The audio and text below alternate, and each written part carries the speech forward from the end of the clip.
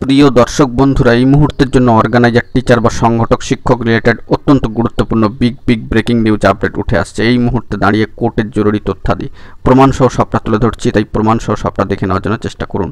এই ভিডিওতে সবটা তুলে ধরছি, ভিডিওটিকে শেষ পর্যন্ত দেখবেন। আর্জেন্ট তথ্য, চ্যানেলটিকে অতি অবশ্যই সাবস্ক্রাইব করে নিয়ে সঙ্গে থাকবেন। চলুন কথাবার্তা না বাড়িয়ে আমরা মূল টপিকেই ফোকাস করি।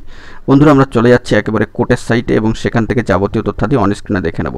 আমরা চলে এসেছি মহামান্য কলকাতা হাইকোর্টের অ্যাফিলিয়েটেড সাইটে এবং সেখান থেকে অর্গানাইজার, টিচার বা সংগঠক, শিক্ষকদের রিলেটেড একটি গুরুত্বপূর্ণ মামলার যে স্ট্যাটাস বর্তমানে রয়েছে ডিভিশন বেঞ্চে, মহামান্য কলকাতা হাইকোর্টের ডিভিশন বেঞ্চে, সেখান থেকে কিন্তু অ্যাফিলিয়েটেড সাইটের যে স্ট্যাটাস উঠে আসছে এবং অবশ্যই লক্ষ্য করে দেখতে পাচ্ছেন যে নেক্সট হিয়ারিং ডেট শিডিউল, এই মামলার ক্ষেত্রে যেটা লক্ষণীয় যে next hearing date schedule 28 April 2025 কার্যত অতিক্রান্ত হয়ে যাওয়ার পরে আজকে জুন মাস, এখনও পর্যন্ত নতুন কোনো স্ট্যাটাস কিন্তু উঠে আসেনি।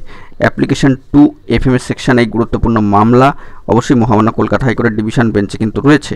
দেখতে পাচ্ছেন the chairman ad hoc committee North 24 Parganas DPSC versus the West Bengal organiser primary teachers association. অত্যন্ত গুরুত্বপূর্ণ একটি মামলা কিন্তু এখনও পর্যন্ত বহাল রয়েছে। পাশাপাশি আরও একটা মামলা রয়েছে, সে বিষয়ে আমরা যদি আজকে কোনো তথ্যাদি উঠে আসে সবটাই তুলে ধরব।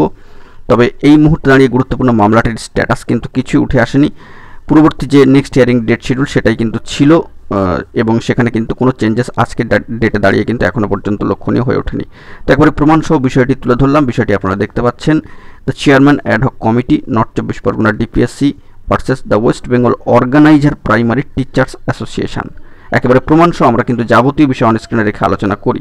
তো দেখা যাক পরবর্তী ক্ষেত্রে কি আপডেট উঠে আসে। এখন এটুকুই, ভালো থাকবেন, চ্যানেলটিকে সাবস্ক্রাইব করে নিয়ে সঙ্গে থাকবেন। ধন্যবাদ।